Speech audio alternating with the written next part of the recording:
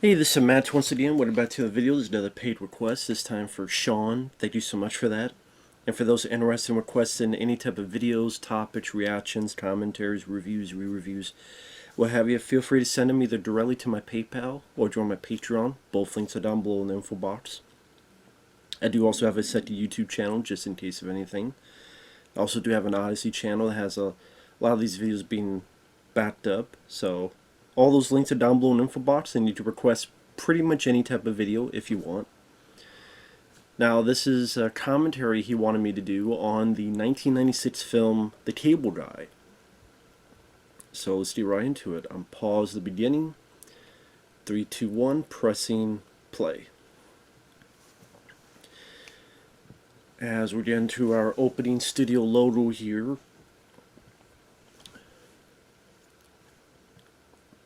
what's under that toga? Columbia, not known just for coffee, Columbia. And of course, we get into the... Nowadays, people might not even know what this is. But back in the day of the old school TV, you'd have interference or what they call snow or things of that nature. But with the world of digital, there may be younger people that don't know what the hell that is. Like, what's all that white stuff on there? But of course, it goes into trying to be the dark, satiric look at someone who maybe watched TV a bit too much, or just TV is just so much part of their lives that has warped them to the point of they can't really think of anything else. Which in a way, I mean, you could say this film was a little bit ahead of its time and show all the various different TV shows, and you have Jim Carrey's character naming himself after various TV characters.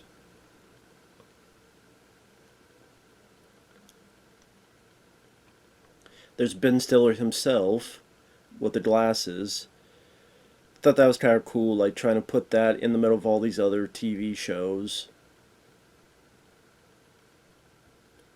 So it make you seem like it's just in the ether of all of this world of television. Idea like nowadays, like this TV is so antiquated with the way it looks and the way it's set up. I mean, it's just having an antenna on it. I think there'd be a lot of younger folks that it's like, what is that relic? But yeah, The Cable Guy came out in 1996, and this is when Jim Carrey was on top of the world. I mean, people, as the sun's beckoning down on me. There's Jack Black, very early role for Jack Black.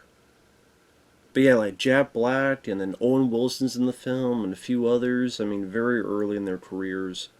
At this point, Jack Black was doing stuff. Either he was on an episode of the X-Files called DPO, where Giovanni Ribisi controlled lightning, and Jack Black played his buddy, and Giovanni Ribisi thought Jack Black turned on him and told on him, so he gets struck by lightning and killed off. Again, that was, I forget what season of the X-Files that was.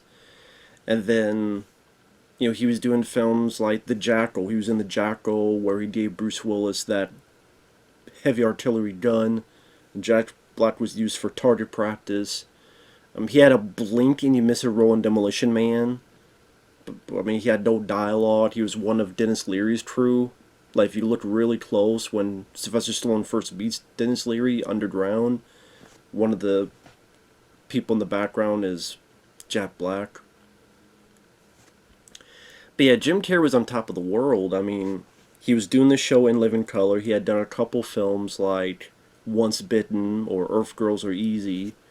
But that big, technically it was a starring role in Once Bitten, but Ace Ventura Pet Detective, which was 94, that came out early that year, and that was the rocket ship strapped to him that just brought him to movie stardom.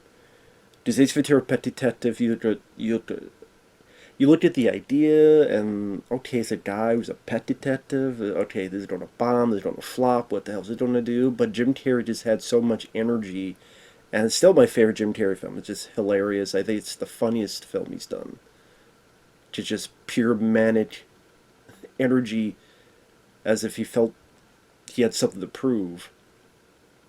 And so that, and then The Mask was in the summer, and then Dumb and Dumber was near the end of the year. Jerk off. I still think Jim Carrey is pretty funny in this. I never thought this film was as bad as his reputation. I think the reputation of this film has definitely grown throughout the years. But well, I'll get to that in a minute. But yeah, think of that. Ace Ventura, The Mask, and Dumb and Dumber. Those three films in the same year. Films got bigger and bigger in terms of box office, and just made him a megastar within 1 year. And then the next year, you had Ace Ventura When Nature Calls and Batman Forever. Another group of hits. And Hollywood, what they care about is your last film making money. And when he's had 5 films in a row that made a ton of money, and like 4 out of 5 made, what, over $100 million US. I can't remember how much Ace Ventura When Nature Calls. I think it did. I know the first one made maybe 60, 70 million in the US. Maybe less, I can't remember, but by this point they offered him a $20 million paycheck. And that became more the buzz than the movie itself. People kept talking about, my God, they pay this guy $20 million. Oh my God, they pay this $20 million. Other actors, they don't want $20 million. How come I'm not getting $20 million? Oh, it's going to change the game of how actors get paid, and it's going to affect budgets, and $20 million, $20 million, 20. They just kept talking about that, and that became the primary focal point of this. So when this came out, and it did not make nearly as much money as those films, I don't think this film was a bomb, technically. At least compare when you get worldwide sales, you get maybe DVD, maybe I think this came on VHS, but yeah, I believe it did. I think it made like some profit, but it just was not nearly as much as the others. People go, well, that wasn't worth $20 million. That wasn't worth the $20 million paycheck. That's kind of became the backbone and focal point of this movie. And some would deem it as Jim Carrey's first flop, or first step off the beam path. It was called a box office bomb. It was called the first fault in the armor of Jim Carrey's his streak of movies so far. But then, I mean, the year after, 97, he had Liar Liar, which was a big hit. You had The Truman Show, which was a big hit. Of course, his fake sitcom. Kind of like a little, just a subplot backstory that doesn't really have anything to do with the main story of the movie. It's just in there for the sake of it. Where Ben Stiller plays these twins. I guess the most of the play was the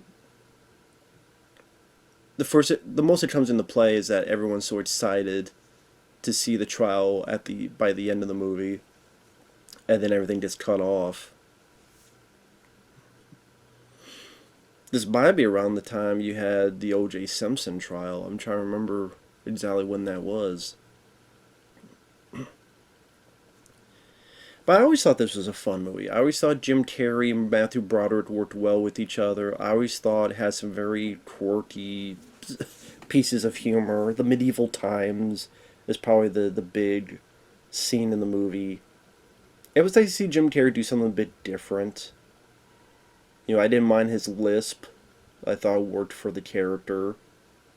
And I still thought Jim Carrey was entertaining. At least it was refreshing to see him do something a little bit different.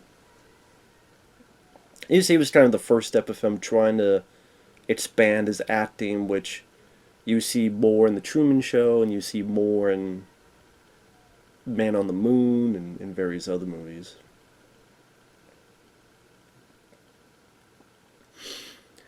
Now, Ben Stiller directed the film. I don't know if he had directed the film before. I know there was the Ben Stiller show he had been a part of, and he had been a part of some movies, of course, but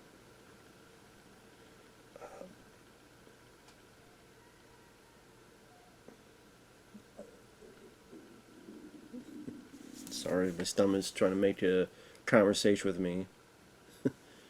Maybe the stomach wants the Lido cable.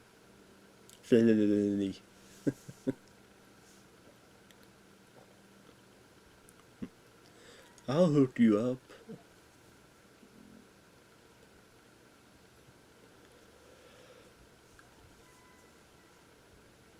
I'll juice you up, that's what it is.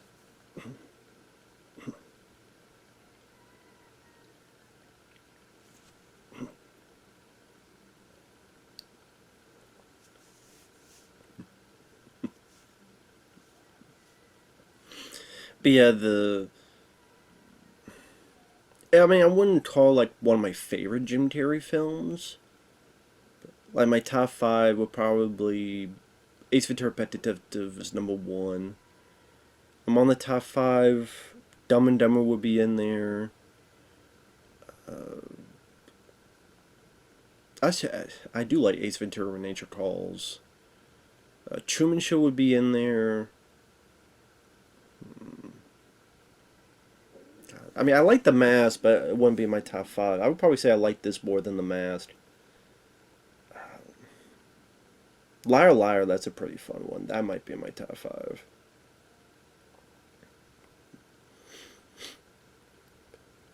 I mean, I don't mind Matthew Broderick in this. I like Matthew Broderick. I will say my opinion on him has changed throughout the years.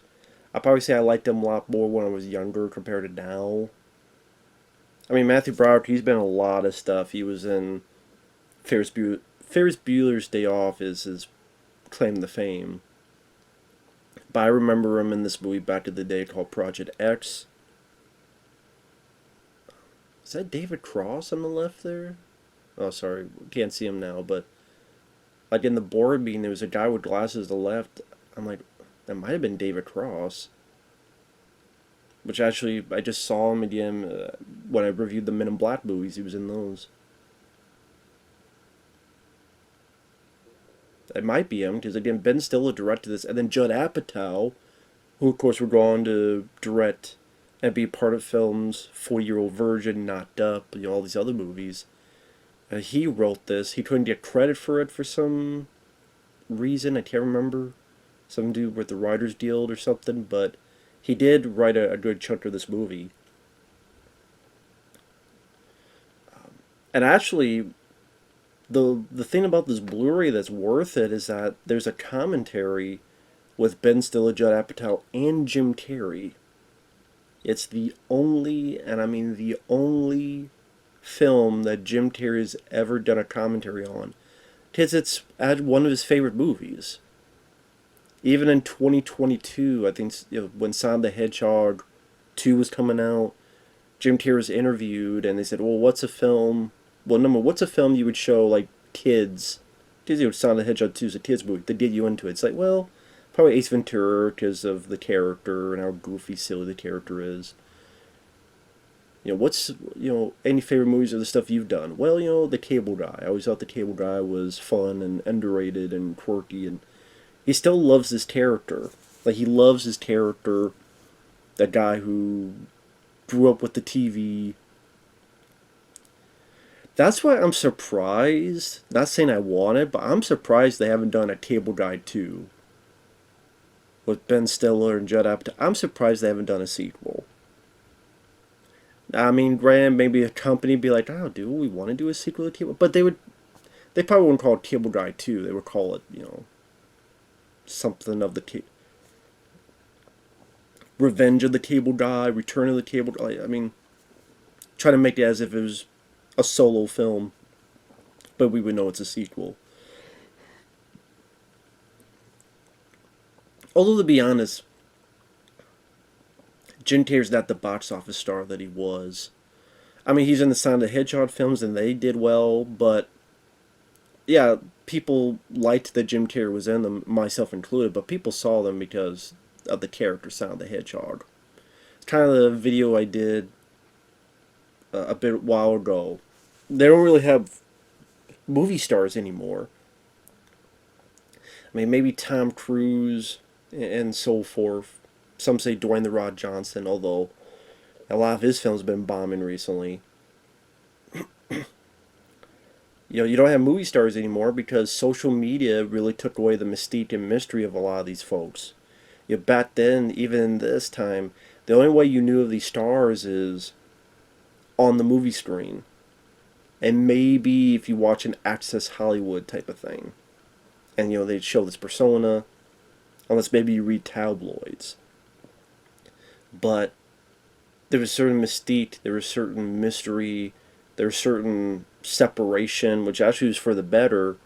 But nowadays, when you know what they eat on Tuesday and all this stuff, you just either, the more you know them, the less you like them. I mean, how many times is an actor where you like them so much when you're a kid, and then when you know a bit more about them, because we're all fallible creatures, we're imperfect, we're far, far from perfect, so then they become a lot less interesting, or if it's not less interesting, then it's just, it brings that, the movie star usually was like on some invisible pedestal. We don't have that anymore because of social media. And also studios, I think, realize that, we try to market with a movie star, but how many times did they do that, but then the career falters, or they try to sell a movie star, but the film bombs anyway because the project wasn't right, the writing was bad, the direction was off, or even just bad timing. Every actor, they sell him as a movie star and they sell the product with his name, but the film still bombs. Or it becomes a disappointment, or so on and so forth. So, just one of those things that it is what it is. You don't really have, quote, movies. Like I said, they don't even try to sell the actor like in a movie star way. Go see this because this person stars in it. They're like, we don't care. I just heard them do a political rant on Facebook or Twitter. I don't care. So Jim Carrey, other people, people don't look at them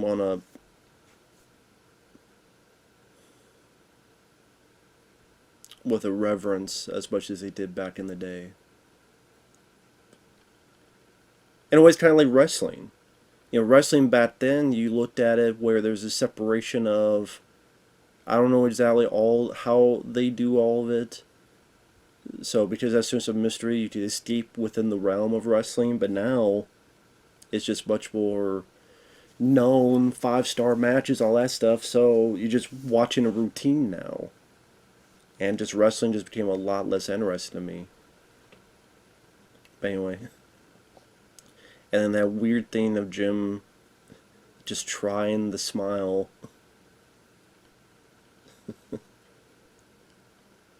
And in a way, this kind of becomes a male version of Single White Female. There's Leslie Mann. She's been in a few films, but she's also the wife of Judd Apatow, who again wrote this.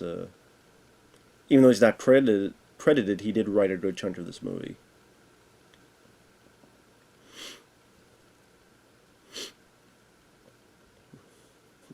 But yeah, if you ever, it's worth checking this Blu-ray out just for the commentary, because Jim Carrey, Judd Apatow, and Ben Stiller are all in the same room, and it's a fun commentary. So, would have been nice to see Jim Carrey do more commentaries for his other films, but again, this is the only one.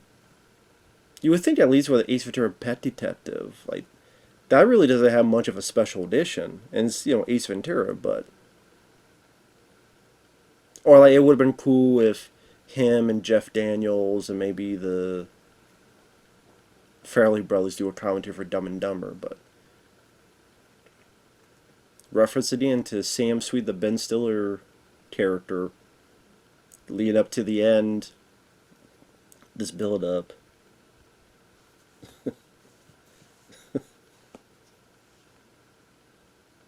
I mean, also you could edit all this out and it wouldn't affect the story, but it's still a kind of a funny subplot. Pretty sure it was Asian.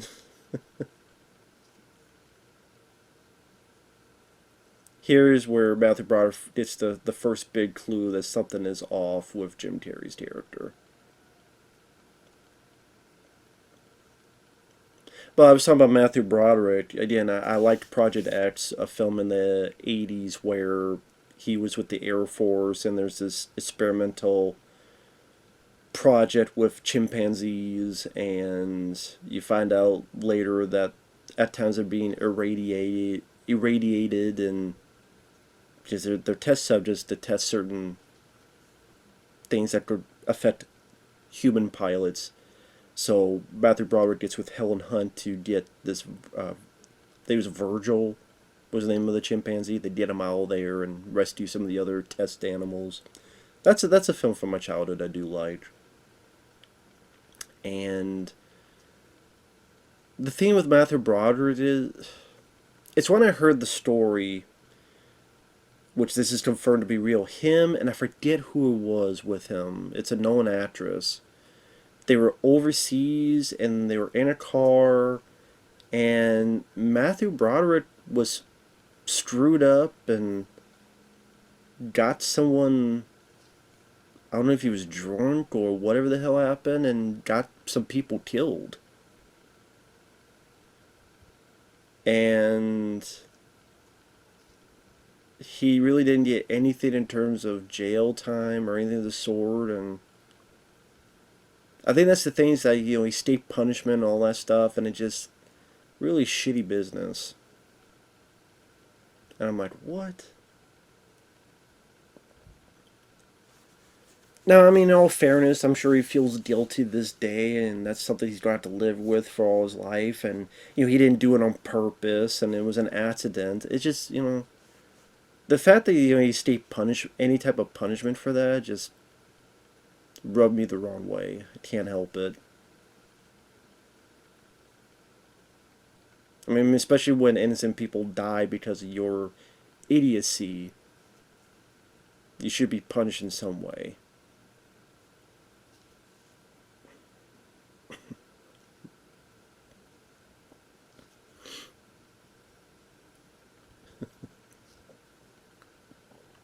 I do love this song. Hey man, nice shot.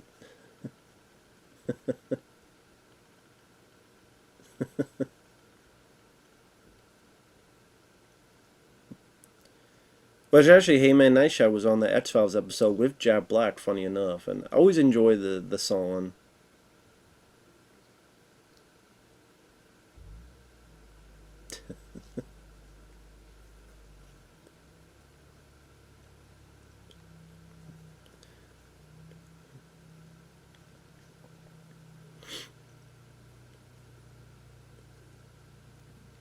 And I remember hearing on the commentary that he's like, I like Jack Black, but I heard he doesn't like me, and I don't really know why.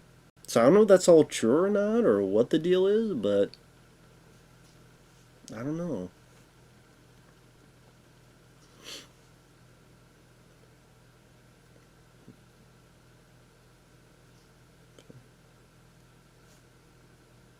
Like I said, I do like Matthew Broderick as an actor. Sometimes I wonder what it would have been if it was someone else in the role. Well, okay, if it was Jack Black in the role, or if it was someone else. I'm trying to remember. I'm trying to think who it would be at this point.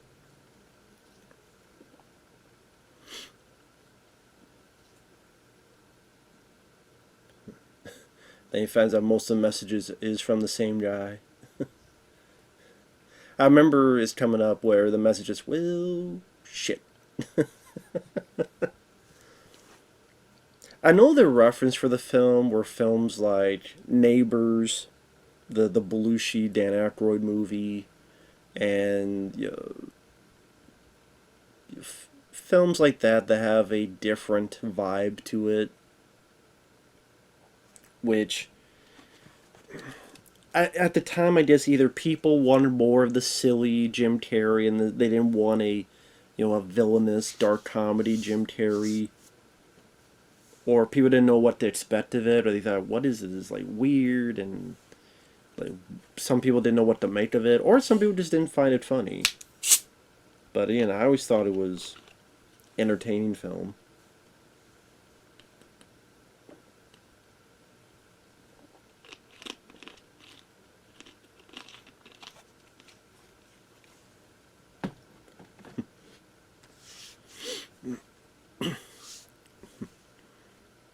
Now, of course, Ben Stiller directs this, and of course he's gone on to.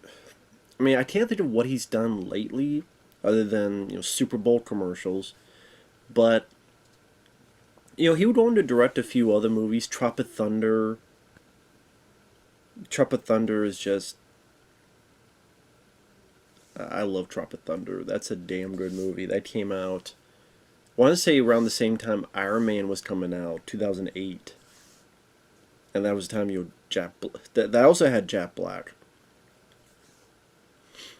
And Tropic Thunder is just a hilarious movie. Robert Downey Jr.'s performance, you could never do that today. Unless you had a big old set of balls on you to try to do it. But yeah,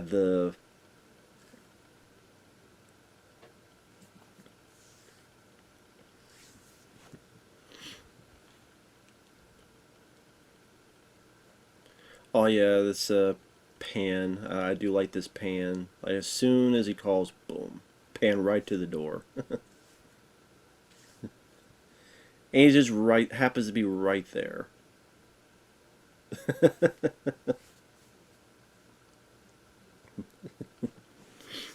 But God, what was I going to say?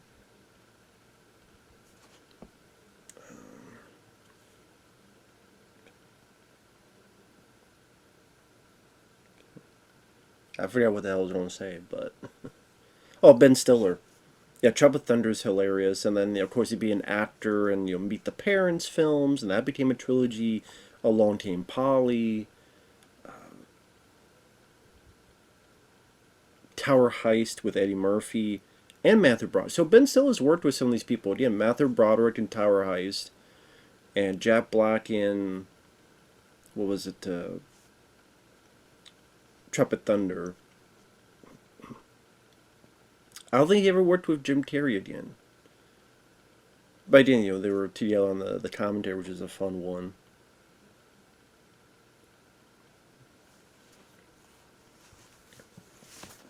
And I could look to see if there's any info that I could gather from this movie. I mean, whenever you do like reviews or stuff on commentaries, it's a bit hard to do because, well, in a way, it could be very easy or very hard. Very easy is it funny or is it not funny? I thought this film was funny enough to be a good time to watch. It's not wall-to-wall hilarious to me where it's one of my favorite comedies or anything, but it's still a fun flick. Or it's not funny. If it's not funny, then it fails at a comedy. I mean, that's kind of the simple review of it. But with humor being so subjective, what I find funny, you may not, and vice versa. There's some that do not find slapstick funny. There's some that do not find fart jokes funny. I'm one of them. There's some that do not find potty humor funny. There's some that do. There's some that find accents funny. There's some that don't. There's some that enjoy Jackass, the movies, the show. There's some that don't. It's matter of opinion, matter of taste. Yeah, we did a little backstory of, well, not a full backstory, but we did a sense of how things were. That Owen, this is a very lonely guy. It's a very lonely person, lonely individual that had nothing else but the TV.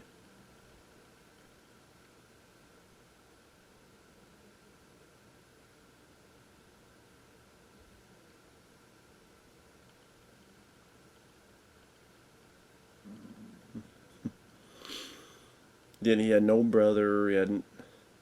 Funny enough, Play Misty for Me with Clint Eastwood, which was another film about someone who just gets crazy and starts stalking.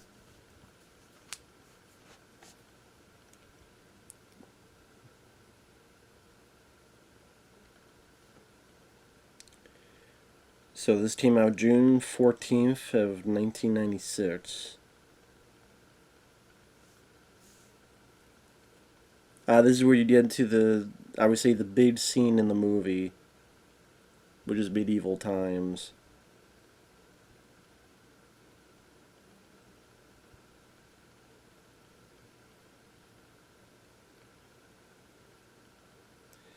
Yeah, this is the stuff that people remember the most, and rightfully so. There's Janeane Garofalo, which never really became a big star. I mean, she's done stuff. She was in Mystery Men with Ben Stiller. There was talks of her being the lead in that Kevin Smith Dogma film, but then they went for Linda Fiorentino, and I think Kevin Smith even said, "I kind of wish I'd put Janeane Garofalo as the lead." And I don't mind her as an actress. I think she's like, in a weird way, I think of her as like a much better version of Sarah Silverman. And the only film I could think of she starred in was that film, The Truth About Cats and Dogs, which I think they did okay business. There's Andy Dick with the Prince Valiant haircut.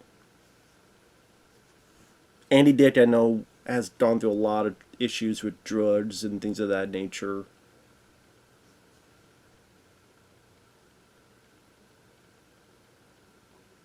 But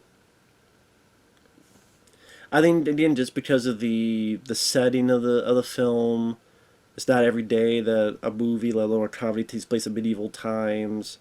Uh, People always remember the Star Trek humming.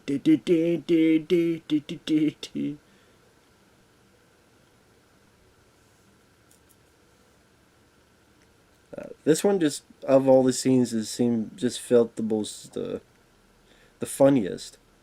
Yeah, Lou Holtz Jr. is credited as writer, but it's really Judd Apatow that did a lot of it.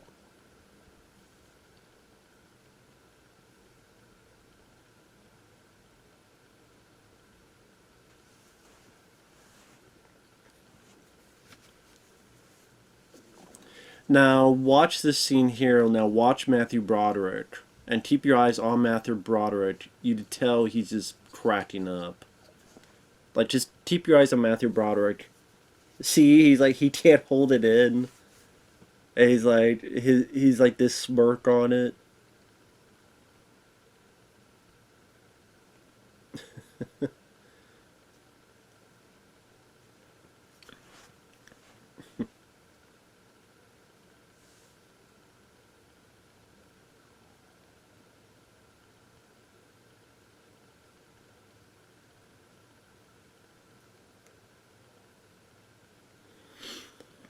So, okay, Jim Carrey was paid 20 million, and then Matthew Broderick was paid 2 million.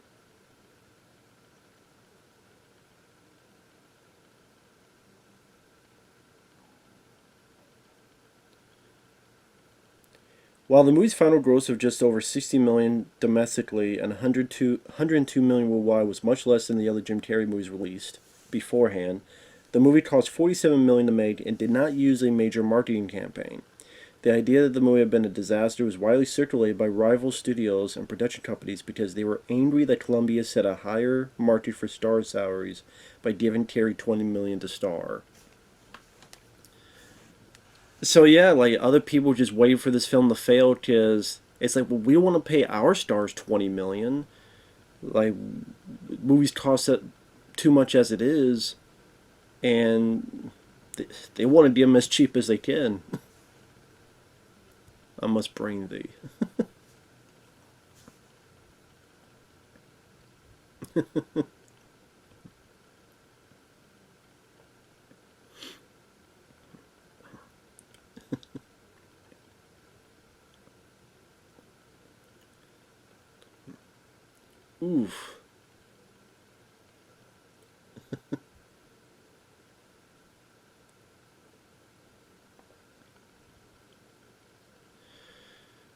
Again, while I do like Matthew Broderick, this is a part of me that would like to have seen someone you could really get into believing being mad and angry and upset.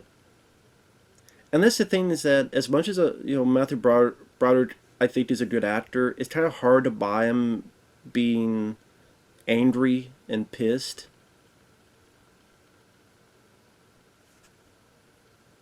which is the realization you would get in dealing with an individual of this nature. Like that was some of the funny bits in Robert Downey Jr.'s portrayal in was it Due Date?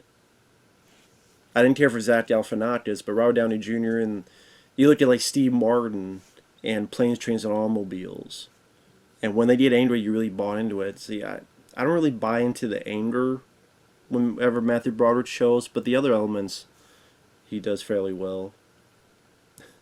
Of course, there's a reference to the Star Trek episode Amok Time, where Kirk and Spock had what the Ponfar, and Jim just doing the music.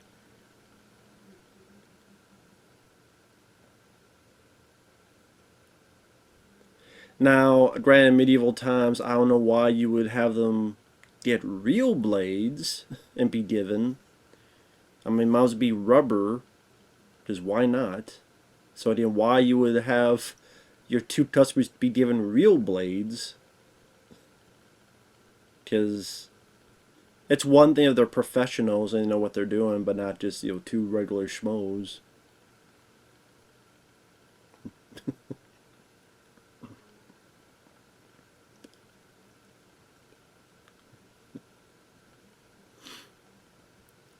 It seems like the lights are pretty dim so that you wouldn't have this big crowd. Because if you try to look around, you don't really see you can't really see a crowd of people, because that would like you barely see maybe a couple banners moving, and that could be like one or two.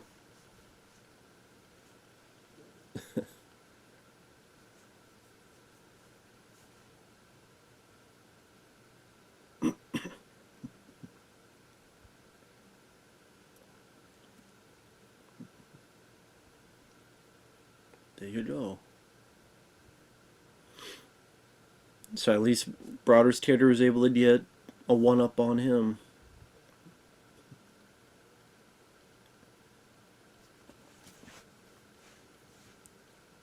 Although Judd Apatow only received a credit as producer, he was one of the film's writers. He was denied screenwriting credit by the Writers Guild and challenged the ruling, claiming that he wrote much of the movie's dialogue and many of the scenes. The novelization restores his credit as writer of the film. Apatow lost an intense Writers Guild arbitration battle with Lou Holtz Jr. over credit. Holtz's version was, according to Ben Stiller, basically a silly buddy comedy. Apatow revised the script to make it bleaker, per Jim Carrey's request, going for a funny version of the classic Stalker films. The finished project was described as Hitchcock meets Jerry Lewis, or Rosemary's Baby meets The Odd Couple. I forgot about this. Yeah, originally Chris Farley was going to star in this, but scheduling changed that. Because I think this is the same year Chris Farley did Black Sheep. Which I like Black Sheep. I think I got the Blu-ray right there. That's a fun movie.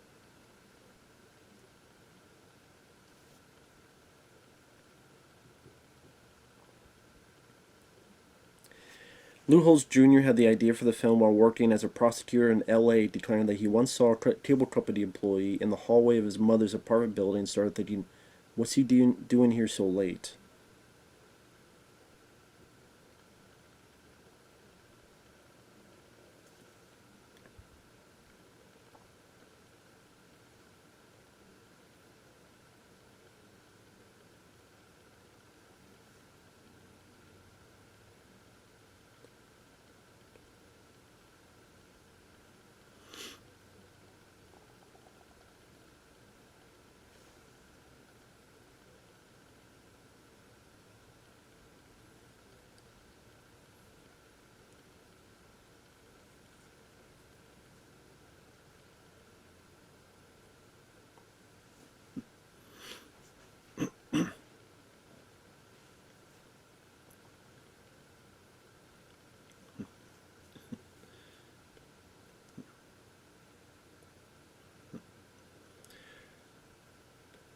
God, that's an old computer, man.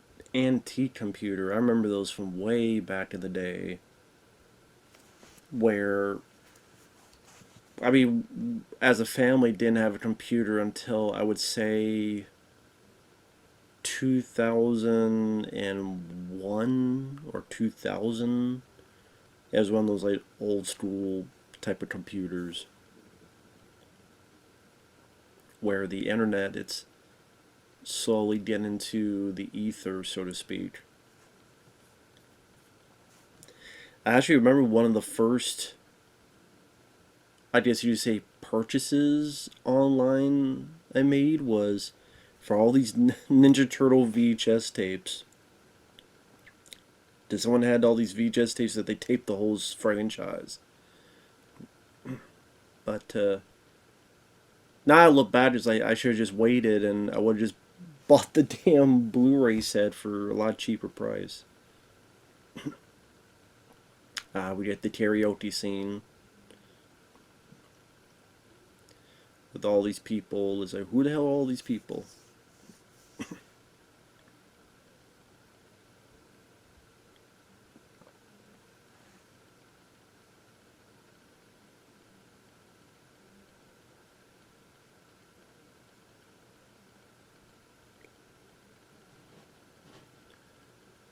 Let's see.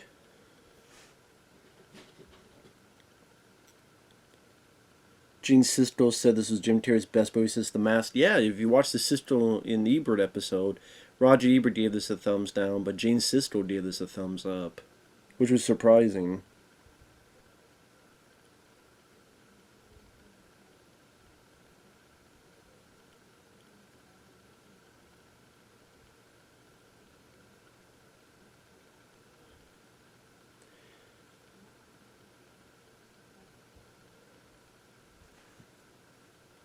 Let's see.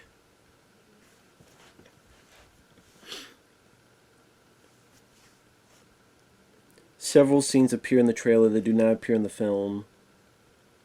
The cable guy and Robin having lunch outdoors. Cable guy tells Robin that Steven is going to need some tough love. Steven and Robin leaving his parents' house after hitting the cable guy. With Robin looking upset and Steven telling her that the cable guy leaves him messages night and day and never leaves him alone. Cable guy walking up to Steven during the evening at his parents' house and telling him not to mess with him. Another shot of the cable guy through the eye hole in the door after knocking successfully and yelling, "Cable guy." Additional footage of the cable guy crawling through the telephone wires trying to call Steven. The cable guy holding two beans in his upper lip to make it look like a mustache. Cable guy and someone else popping up from behind a couch and surprising Steven. And a very brief slow motion shot of Steven staring at something off camera with an uncomfortable face during dinner. Presumably the cable guy.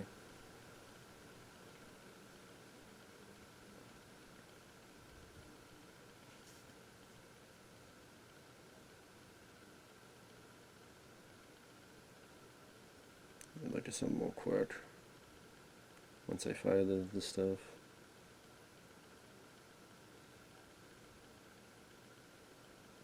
Okay, it is David. Yeah, it was David Cross in that scene. But yeah, it wasn't.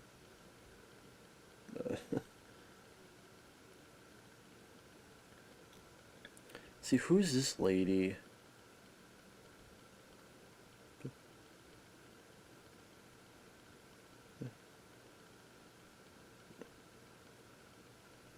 Oh, Kathy Griffin played Cable Guy's mother. Okay, I didn't know that.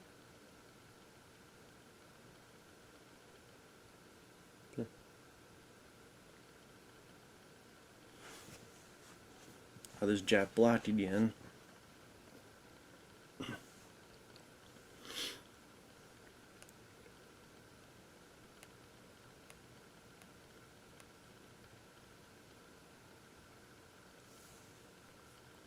Very interesting that I think this is the only time you see these two guys in a movie with how the careers, like Jack Black, I mean, from School Rock to Tropic Thunder to the Kung Fu Panda movies. Now that officer on the left with the, what was it, cigarette in his mouth it was? Well, you can't see him now, but it's Charles Napier. Murdoch from Rambo First Blood Part 2. There you go, there's Charles Napier. It's like, wow, they got Charles Napier in this. I mean, Some people may not know who that is, but even with me being a big Rambo fan, I remember from Rambo 2, Murdoch, I'm coming to get you. Sadly, he's passed away, but he was in a lot of these, not these type of movies, but he was a character actor. He was in a film called, was it Deep Space? Where he plays a cop face off against an alien that looks like a xenomorph but with horns on it. And it was cool because he cuts the damn alien's head off with a chainsaw. I don't know, those people on the couch are trying to dance or they have a conniption fit.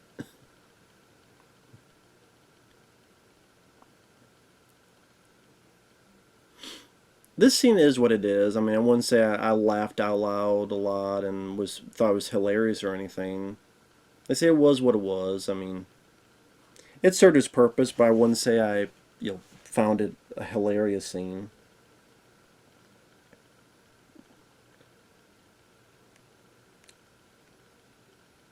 But, oh, damn, I was going to look at something else.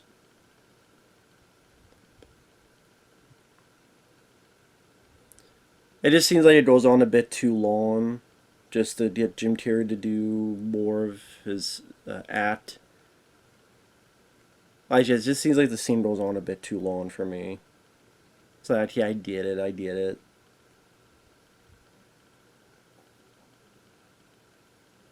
But obviously he's going to go into...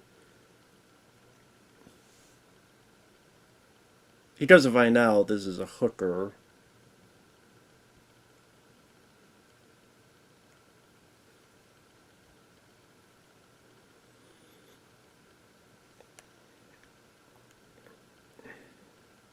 Let's see.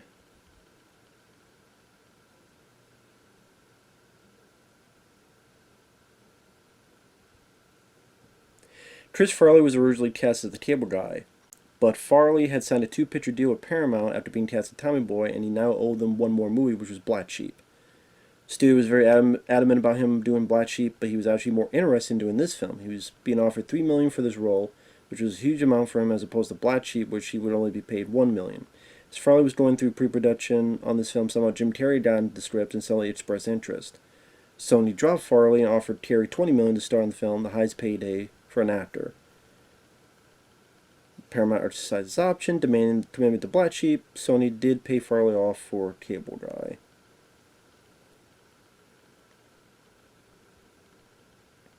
So Jim Carrey and Ben Stiller were going to reteam as headliners for the sci-fi comedy Used Guys for director Jay Roach, but it was canceled due to budgetary concern.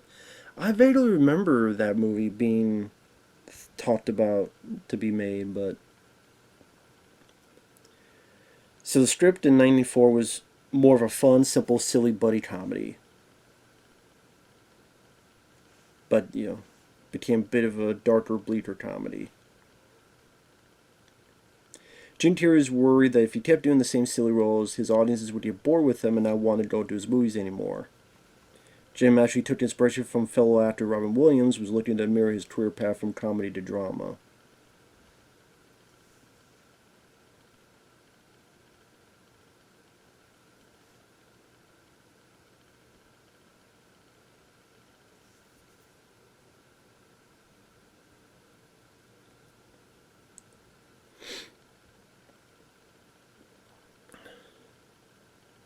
Here you get the realization. What do you mean by next time?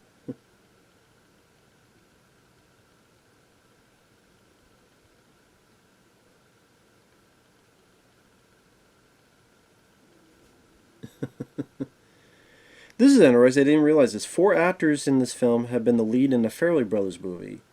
Jim Carrey in Dumb and Dumber and Me, Myself, and Irene. Ben Stiller and There's Something About Mary.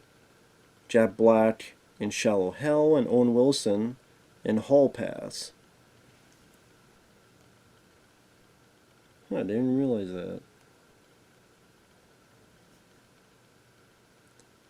Oh, the voice of Sam Sweet in the 911 recording on MTV News is not Ben Stiller's, but Jim Carrey's? That was Jim Carrey's voice? Okay.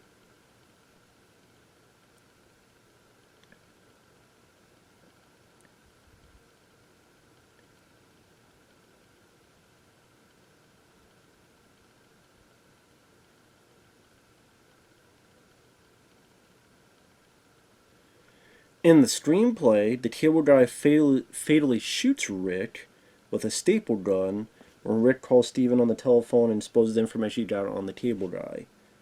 Reveals the cable guy was fired from the cable company for stalking customers, was discharged from the Marine Corps because he got mad at his sergeant. Also reveals the cable guy's mother had been arrested for prostitution for phone solicitation. So does that mean in the screenplay originally killed off Jack Black's character? Huh. When the cable guy menaces Steven with a late-night phone call, the novelization tells us he's making the call from Robin's air duct above her cupboard, through which he was seen crawling earlier in the movie.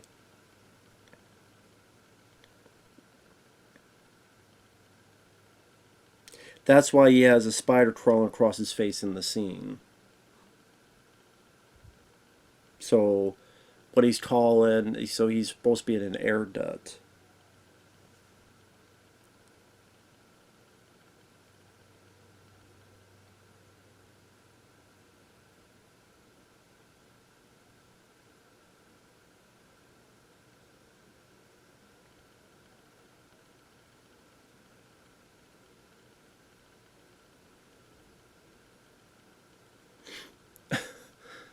There's Owen Wilson. Of course, him and his brother Luke Wilson would do projects together, like Bottle Rocket, and then Owen Wilson would be in Wedding Crashers with Vince Vaughn. He was in Behind Enemy Lines, which is an action film I liked, with Gene Hackman. And worked with Jackie Chan on Shanghai Noon, Shanghai Nights. This is funny. Someone made this theory up. The Sam Sweet trial.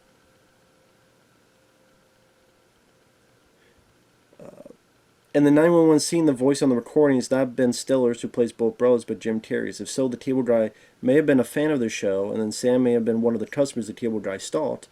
When Sam rejected him, the cable guy may have shot and killed Stan as revenge, that impersonated Sam's voice when he made the 911 call, framing... Sam. I did Sam and Stan mixed up. Might have been customer for... One of them might have been his customer. He killed them and framed the other. That would be just crazy if... I mean, it's just a... It's not true, but that would have been pretty crazy to have that be the underlying theme. In the original script, it ended with Jim Terry's character dying at the end of the movie when he dives into the satellite dish and gets impaled.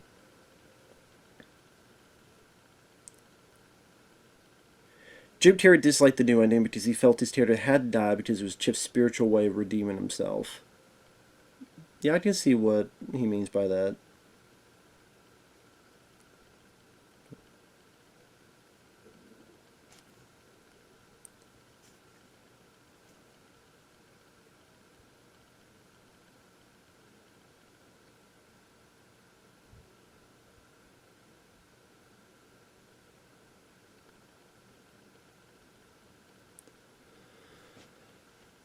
Here we got Owen Wilson getting the shit kicked out of him.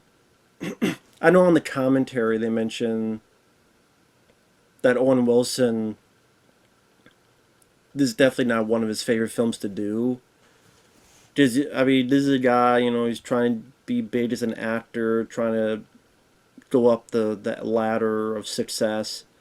And so, okay, you get to be a part of a film, this is what you do. You get just the shit kicked out of you.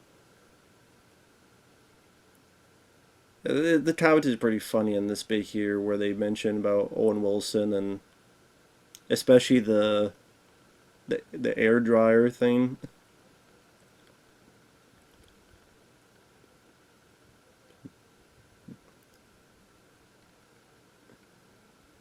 Ooh, right there, set the air. I mean, it's definitely a phallus type of look to it as well.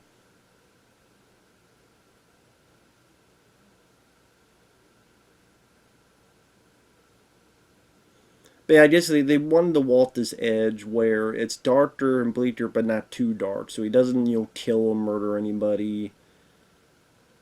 And so it walks this edge, and maybe there's some people that felt they wish it was either darker, or they wish it went further, or however they want to put it.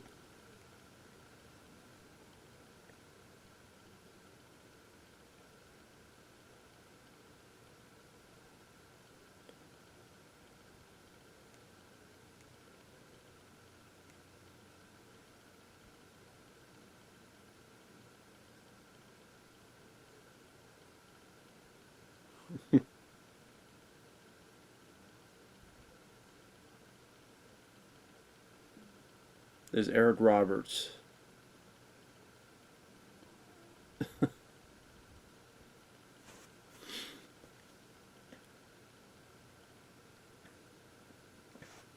God, Eric Roberts, man. I always enjoyed him as an actor. Sadly, I mean, like a lot of actors, their career isn't really much of anywhere today, but I always thought he was an underrated actor. My favorite is a film he did called The Ambulance from 1990, which I think originally they were going to have John Travolta, but it didn't work out, so they got Eric Roberts. It's a Larry Cohen film. Really enjoy that movie. Thought it was a very unique Larry Cohen film. It's got his unique sense of dialogue in the script, plus some pretty decent action stunt sequences. Really like a lot better than Michael Bay's Ambulance movie. I'll say that.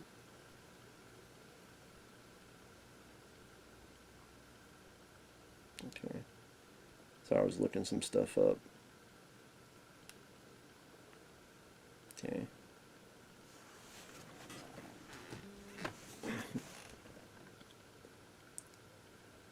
Well, yeah, you see a little bit of him in the air duct here.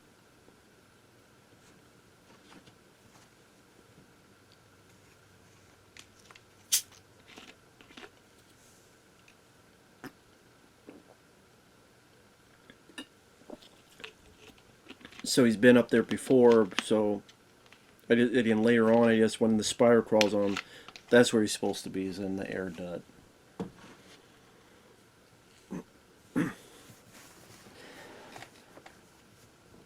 Like I said, I think maybe that's how some people felt, is that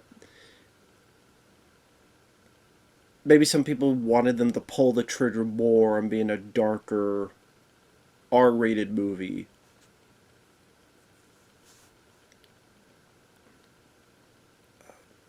I mean, if it did that, it probably would have made even less money. If anyone sees this, you let me know. Do you think it should have been a darker movie? Do you think it should have been an R-rated movie? Do you think Jim Carrey should have, his character should have gone into, killing people and dying at the end and going more that tangent and going full force with the darker aspect, this dark comedy aspect? Or you think this was just the right decision here? Or maybe some people felt it should have been lighter. I don't know. I don't know.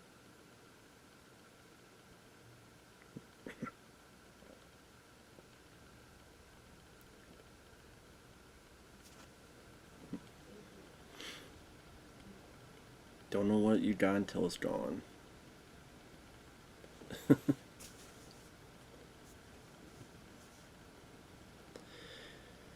But yeah, Jim Carrey after this, like you said, he bounced back pretty quickly because Liar Liar came out in '97. That was a huge hit for him.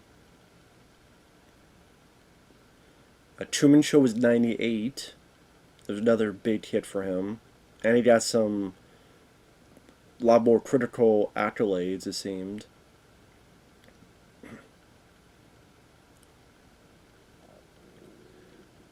And I'm trying to think what else.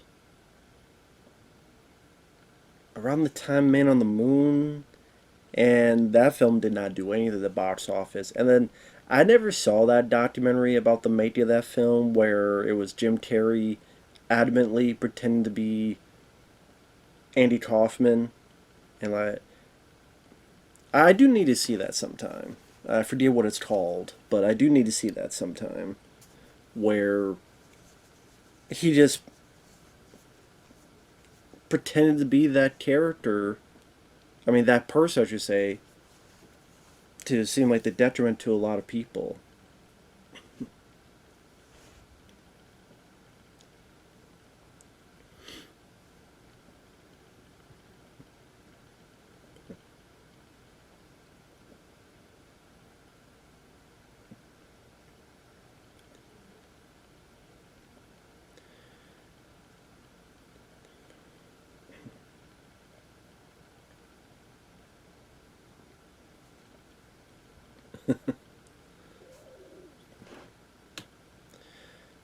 I will say it did seem like maybe Jack Black's character, there'd be a bit more to him later on. Like maybe he would help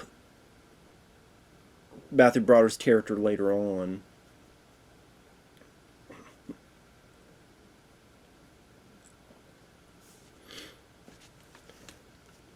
Like, listen, I know I haven't been a good friend to you lately, but I really need your help. And then, like, Jack Black would help him when Robin's in trouble.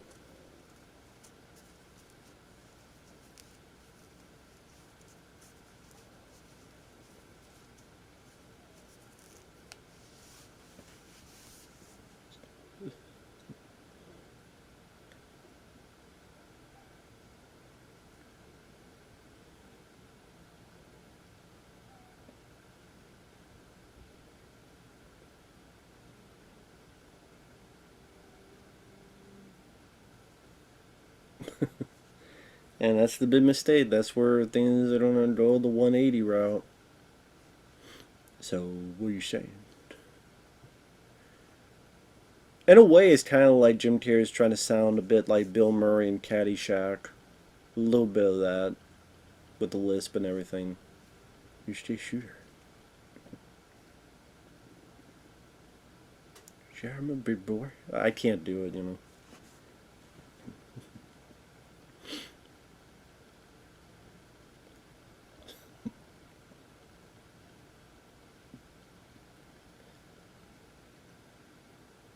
I mean, I would definitely say he felt more sinister in this than anything in Batman Forever as the Riddler. I'll say that. But yeah, after, let's see, Liar Liar and The Truman Show, 97, 98. Then you had, around that time, Man on the Moon, and Me, Myself, and Irene, I think, made a bit of money. After that, that's when things kind of just fell into the ether for Jim Carrey. And kind of want to look up his filmography, see what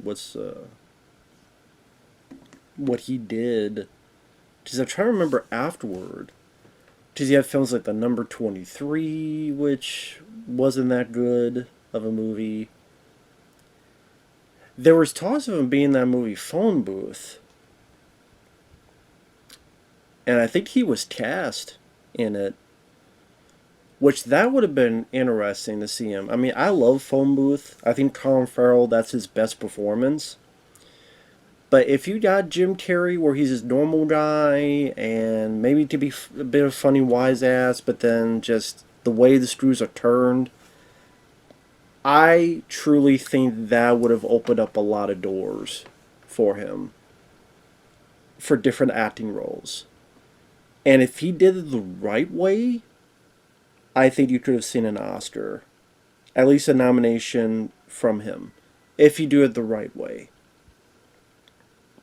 I really do believe that. And as much as I like Colin Farrell in that role, I think that's the biggest regret that Jim Carrey could ever have is not doing that film. The biggest regret.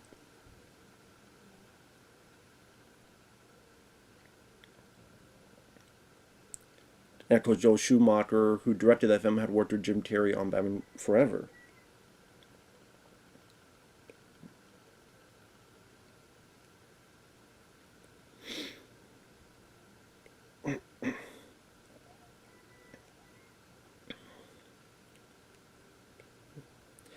Once Joel Schumacher signed on to direct Phone Booth, Jim Carrey became interested in the lead role. New York City publicist Stu.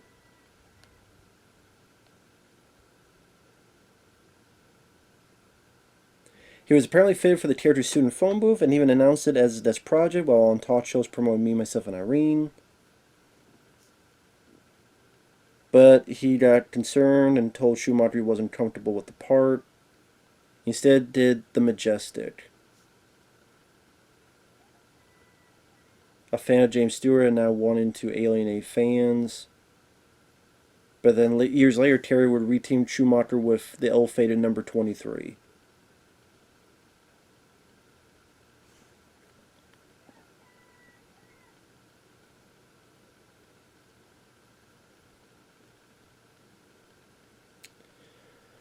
That is the biggest. That is without a doubt one of the biggest.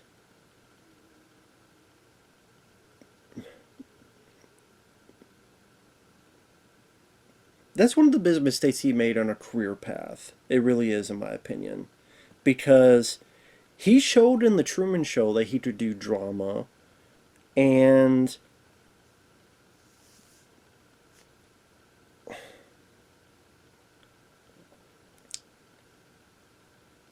if there's one question I would ask Jim Carrey, it'd be that: do you regret not doing phone booth? Because I guarantee you, that's why he did the number 23.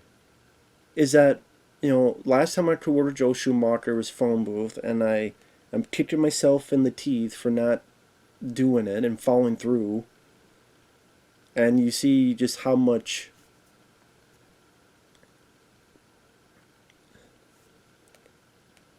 Sorry, I'm just flabbergasted, just. Oh, this scene here. This is a scene that was in all the trailers.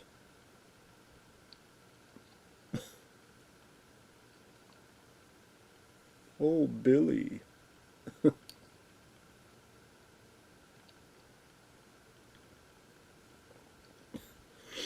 Yeah, all the trailers had this as like the big joke in the movie.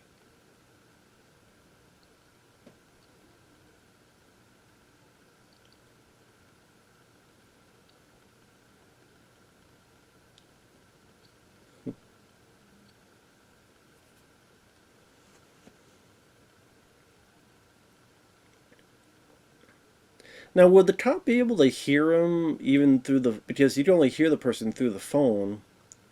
Will the cop be able to hear the phone conversation from all the way over there? I mean, maybe barely, but anyway.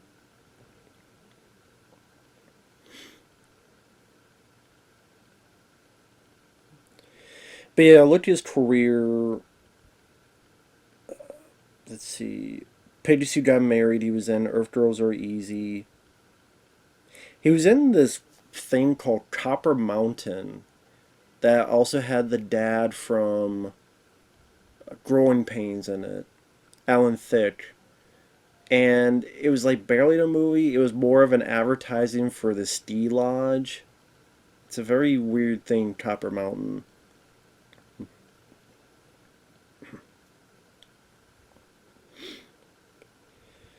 And then the Deadpool, of course, he played the rock star that got killed off early on. Was seen in Welcome to the Jungle, Guns N' Roses, or lip syncing it. And later appeared in another Jim Carrey film, Pink Cadillac. And of course, did this impression of Clint Eastwood that, what was it, Clint Eastwood had some type of ceremony, and Jim Carrey did an impersonation of that as well. Seemed like Clint Eastwood liked it. So yeah, he was in films. Once Bitten, that was 1985. He was in the TV show In Living Color, and like I said, Ace Ventura, The Mask, Dumb and Dumber, Batman Forever, Ace Ventura When Nature Calls. 5 films that just became massive hits. Ace Ventura, $15 million budget, $72 million in the US, $107 million worldwide.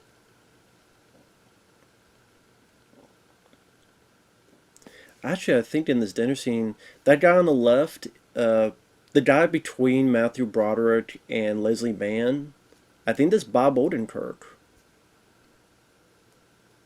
Yeah, again, the guy between Matthew Broderick and Leslie Mann. Yeah, the one who just hit Matthew Broderick in the shoulder. That's Bob Odenkirk, who would star in that film Nobody, which is a fun action movie. Of course, he's done a lot of stuff other than that, but just of recent years, that's the film I think of as Nobody. But again, very fun film with him and was it Christopher Lloyd and such.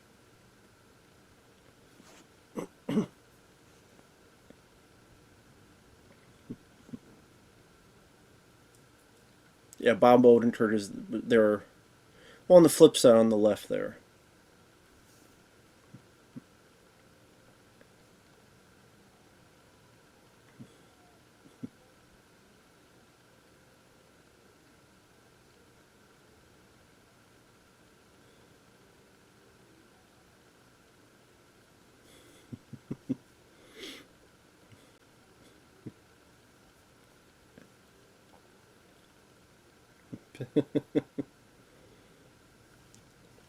See, this is a bit where Broderick says he plays this stuff very well.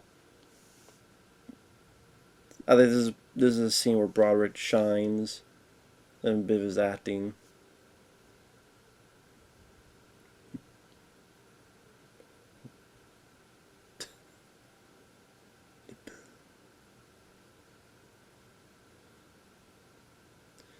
Well, yeah, it's a bit embarrassing to.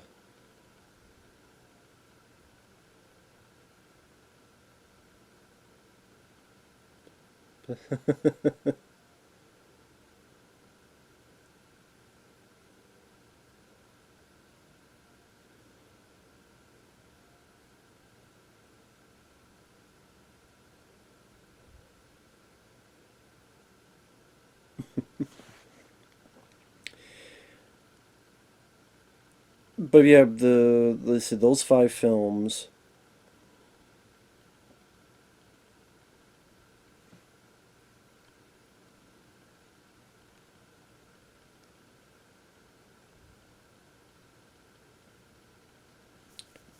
Real enough, he played like a narrator in a film called Simon Birch, which is a smaller movie in that occurred.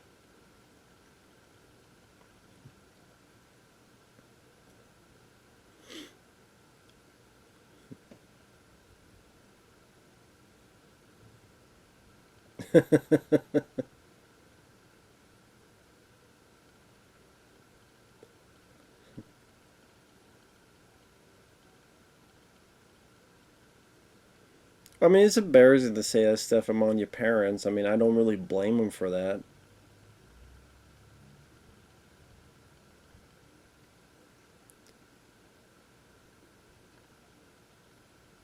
Like I said, this scene I thought, Matthew Broderick works well in it.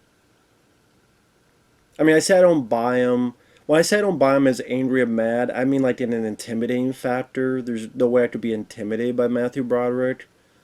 But a bit of exasperation, he could work well with that. Again, just pure anger I don't really buy into. It's either the charming, cool guy like Ferris Bueller or a bit of exasperation like this. I think he could work rather well.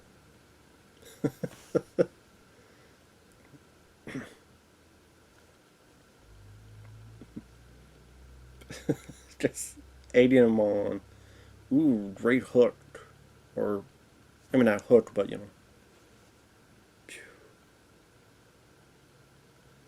Yeah, 99 was Man on the Moon, and that did nothing. That was a complete utter bomb. And what was the movie, the documentary made after it? Does Jim Carrey's method acting? Jim and Andy, The Great Beyond.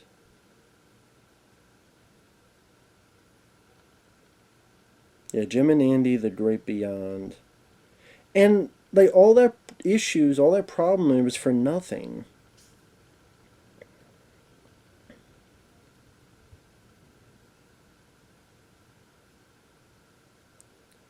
While making the film, Jim Carrey is so committed to the role that, like Andy, he had difficulty separating himself from the character. Carrey's performance became so real that people who had known Andy, even family and others close to him, felt like they had him with them again.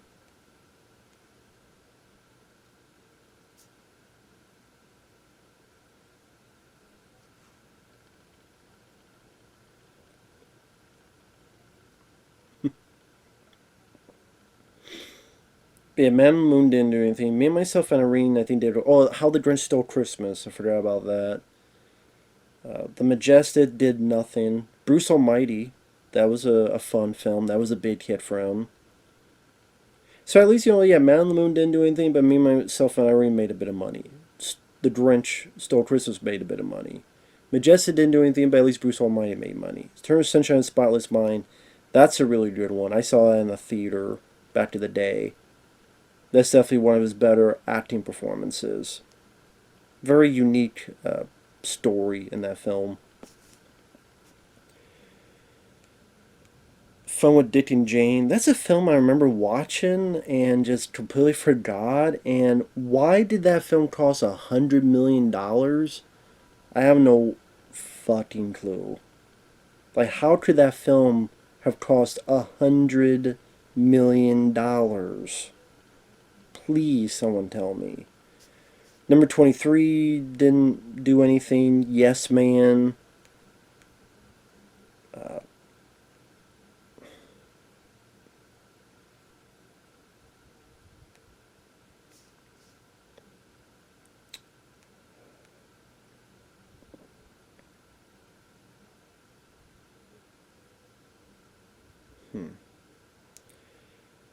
Trying to think of how much that movie Yes Man made. It made 97 million in the U.S. and 223 million worldwide. That's a lot more than I thought. That's actually pretty surprising. I think this is the last time we see Jack Black's character.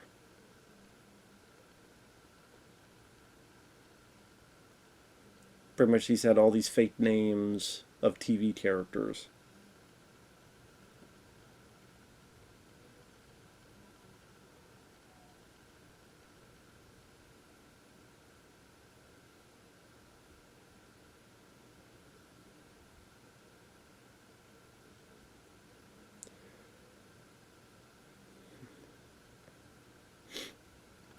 I say, I think this is the last time we see Jack Black's character.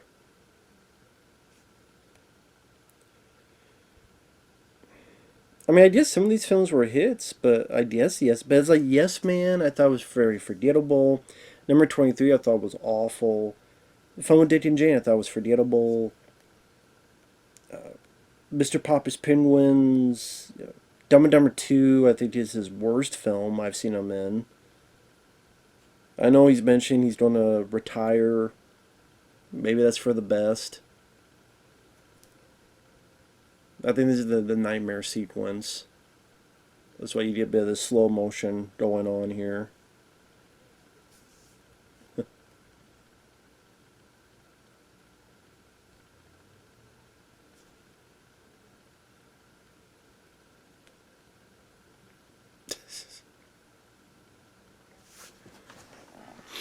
This is definitely where you get a bit of that horror film aspect. With the Jim Carrey stuff. You definitely tell by the eyes. The eyes are very...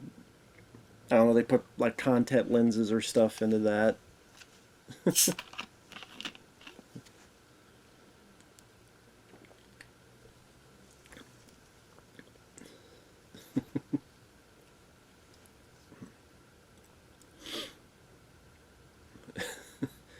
Yeah, definitely more of a monstrous eye contact lens for his eyes.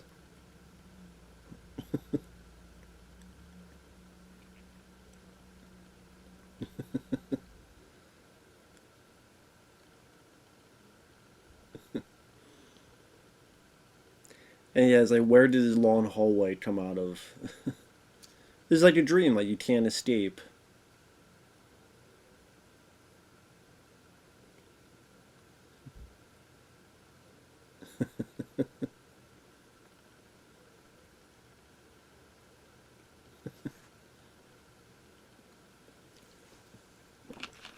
So this right here with Jim Carrey's face, he's supposed to be in the air duct watching Leslie Mann's character. This right here. That's why the spider crawls on his face.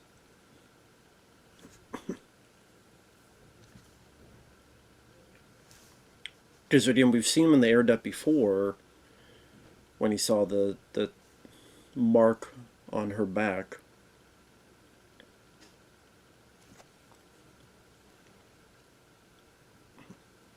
There you go, the daddy long legs.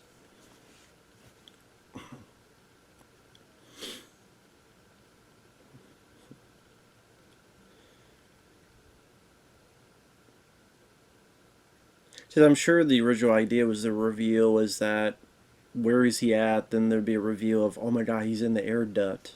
But I guess they, for some reason, didn't want that to be, or they felt they didn't need it. That's why I thought, like, at this point, it's like, okay, I need help. So then I get Jack Black, his character, and listen, I know I haven't been a good friend to you, but I need you now. and he knows who his real friends are, and I guess they didn't want to incorporate that. I mean, this whole bit I didn't mention before when they were previously at this satellite dish about, well, what he's saying now is real. Like, this is what really happened. You shot from your home, play video games with someone in Vietnam. It's just, it wasn't the satellite dish, it was the internet. Like, everything he described happened, but same destination, just a different detour to do that and get to that destination. Again, it wasn't a satellite dish, it was the internet. Sort of weird look where he's like, I'm not sure what that was about. I don't know if it's like the rain got in his tongue or whatever the hell it may be. Still not quite sure about why he acted that way.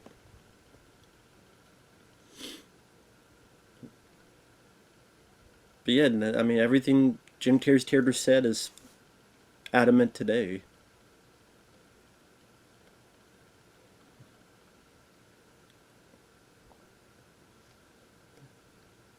Here we go, let go up and...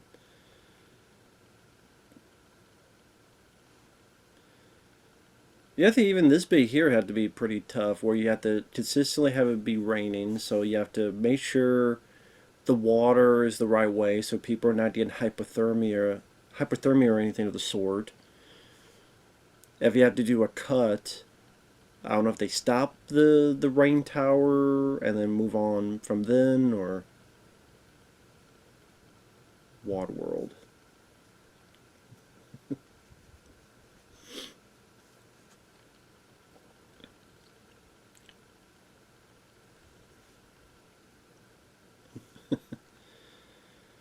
It's funny they mentioned Waterworld because there was another film that was not nearly as bad as its reputation, but people kept talking about the money and the budget or whatever more than the actual product. This is one of my favorite bits. My lisp is gone. Punch. You stupid son of a bitch. I always did like that. But yeah, Waterworld, I mean, sure, nowadays people might not even know what Waterworld is, but Waterworld was never that bad of a movie. I mean, it's not a favorite of mine. I wouldn't say it's my top 10 of blah blah blah, but I always thought that was a fun enough movie. Yeah, Kevin Costner's character's a bit too unlikable at times for such a long period that it becomes a bit hard to root for him. It's an idea. There's a lot of movies. Anyway, that's a whole other tangent. There's some issues I have with it, but I don't think it's that bad of a movie.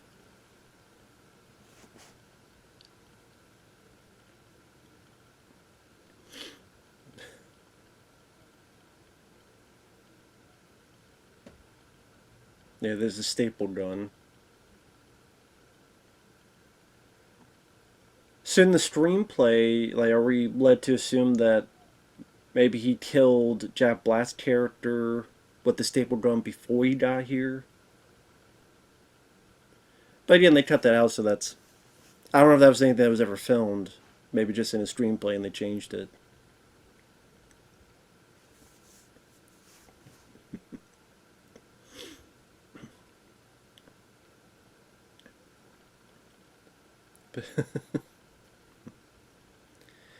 I mean, it's also kind of ahead of its time where, how many movies nowadays they reference another movie, another piece of pop culture, and, this, Kevin Smith had done it a bit in Clerks, mentioned Star Wars and other stuff, but, like, a bit, but, there's been other stuff too.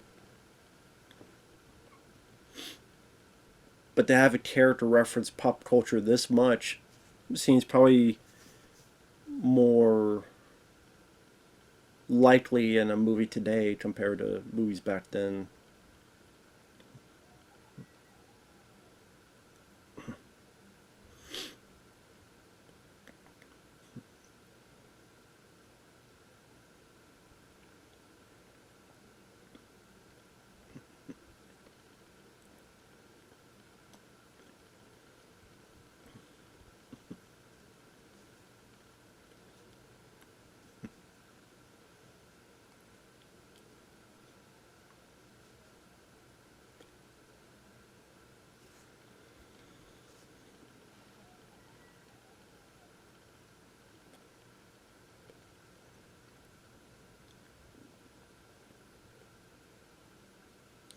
See, this is where Jim Terry felt his terror should have died. I just see his point.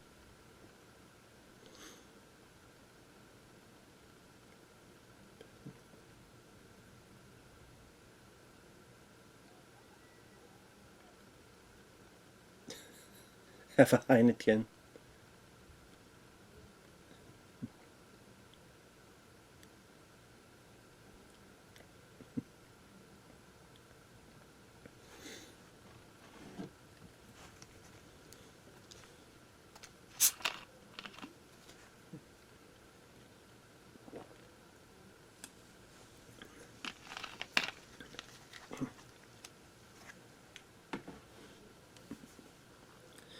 But it does make Matthew Broderick's character more endearing because after all the crap Jim Terry's character put him through, he's still adamant on helping him, adamant on saving him, still adamant about all that.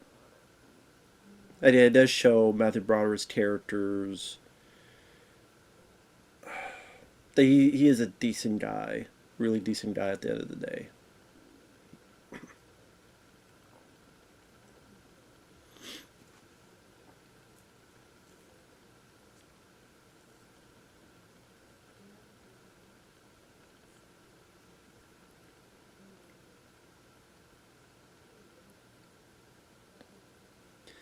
I guess in his eyes, the babysitter is the satellite, the TV itself, the dish.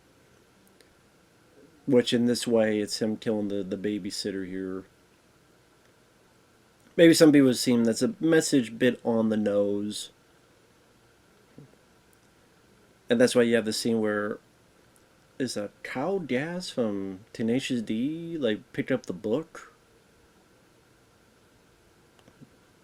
See, this is where the trial where people just so on their. See, nowadays, I mean, the same thing or worse so with the internet.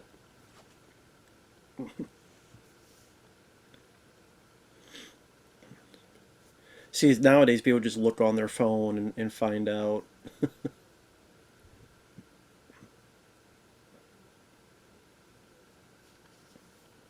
I do like this. My ass. I think that's Kyle Gass from Tenacious D. I could be wrong, but I think that might be the case. I don't know why you would start reading the book from the middle, but okay.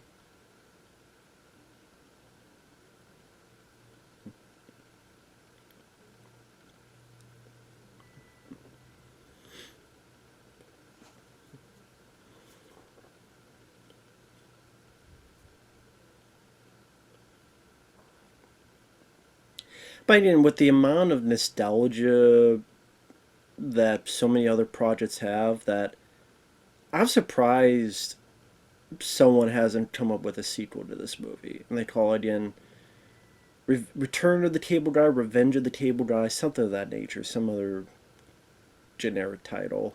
Again, they make it seem like it's a solo movie when we all know it's a sequel. I mean, how many studios make these cash-in sequels for no like? What was it? What was the company? Not just Universal, but other companies. Because I think Universal, they like their what's it 1440, the like Backdraft 2 and Bulletproof 2. Like, what was the company that did Eraser Reborn? Like they did another Eraser film. So yeah, I just see like anyway.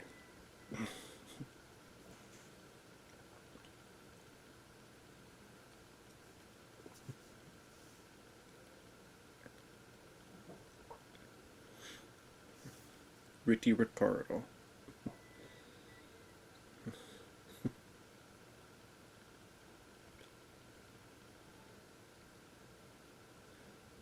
Obviously, the whole idea is that he'll be put in some institution or something. And they could like make the sequel be like he gets out of the institution, everything's fine, and either he's fine and there's someone else even more crazier than him, or or like he's fine and then you think he's getting back to his old habits, but then you find someone who's even with the internet more crazy than him, and by the end realizes that he's at fault and takes his own steps into rehabilitating himself fully while stopping this guy who's even crazier than him.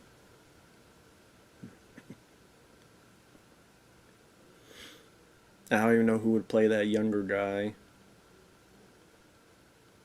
with the.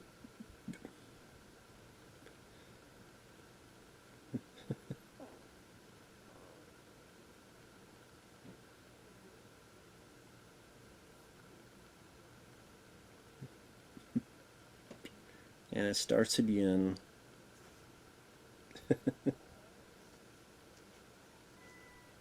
Jim Carrey, Matthew Broderick, Jack Black, George Segal, Diane Baker,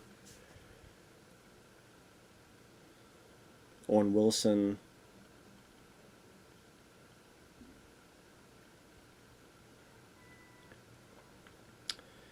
But yeah, that's the Cable Guy. I mean, like I said, it was of the when he finally got into the groove of these films. This is the one that people felt was the first chip in the armor, no pun intended. But I never thought it was that bad. I mean, like I said, when you talk about comedy, comedy subjective, people have different tastes. Sometimes it's hard to explain why something's funny. It just tickles your funny bone in one way or another. But while I don't think this is his best comedy or his funniest comedy, there's still a lot of moments of Jim making me laugh. I think he has some decent chemistry with Matthew Broderick. It's cool to see people like Jack Black and Owen Wilson and other people early in their career. Same with like Ben Stiller and other people. And you see just how many people would go on to be even bigger stars after this film. And like this Blu-ray, like I said, has a commentary with Ben Stiller, John Bertal, and Jim Carrey. You have a gag reel, HBO first look for Back to the Day. Comedy Central did a little making up Back to the Day as well. Sadly, no new interviews, but I mean, at least the commentary makes up for that.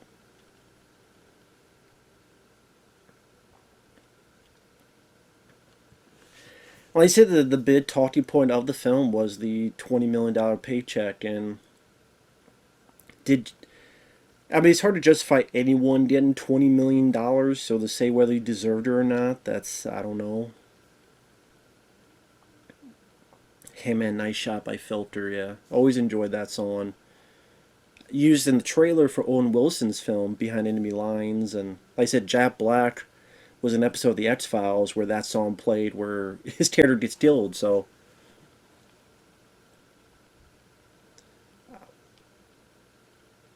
like I said, I don't know if he deserved 20 million. Like I said, it's hard to justify anybody getting 20 million for an acting performance, because that's a lot of money. I mean, even if taxes take half of that, that's 10 million. And then let's say agents and other stuff. This is just going over the top. Agents take another chunk. Even if you're left with, he probably had more than 5 million. But even if you have 5 million, you give me $5 million, I could live the rest of my life. If you give me $5 million tax free, I could live the rest of my life with never ever having to work ever again. So there's definitely a way to do it. But despite that being the controversy at the time, it does seem like it has a bit of a cult audience now. But with that said, thanks for watching. Take care. Thanks once again, Shawn, and we'll see you guys later. Bye-bye.